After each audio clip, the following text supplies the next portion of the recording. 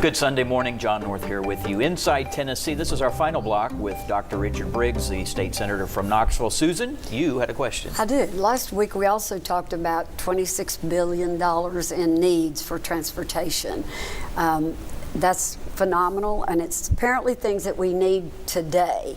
Obviously, we don't have the money to put that kind of resources into it.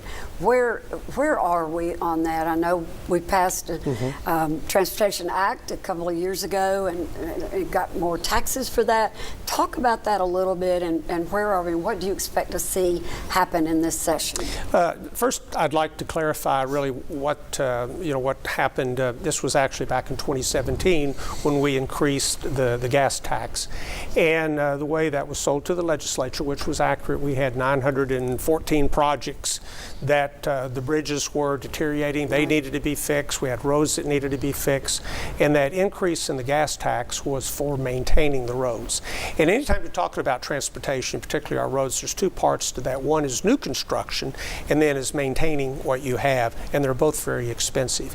What we're dealing with now, and if you live in Knox County or around here, and you've ever been 640 was a war zone this morning just for the potholes from the rain. And I can tell you, if you've ever been on the interstates right now, what you talk about things that affects everyone's quality of life. It's sitting in traffic, and now it's every day, and something needs to be done, but it's very expensive to do a fix like that section from the I-40, I-75 split, maybe up to Cedar Bluff or a little bit beyond it. It involves expanding lanes. It's not done quickly. We've seen how long the Alcoa Highway project's taken. It's a lot better now, but that was also a $300 million project.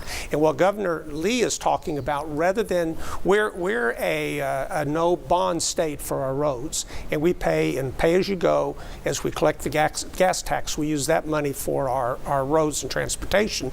But Tennessee has grown so rapidly that we're not keeping up with it right now. We're looking at other alternatives about what to do to relieve some of this traffic We've congestion. got about 1 minute left. And one of those would be a toll lane, not a toll road, but toll lanes. Explain that, and how does that have legs in the legislature? I really don't know. I think toll roads would have a really tough time passing.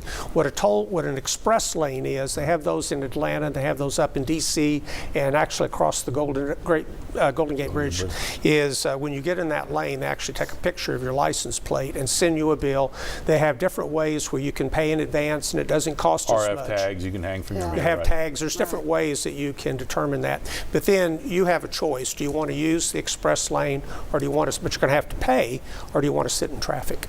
So go fast or go really fast. Easy one for me. Just leave all the toll lanes for Nashville. No offense, Nashville. Dr. Briggs, that's going to do it for us. We appreciate you, as always, coming on the show. A lot of big issues that we'll be watching.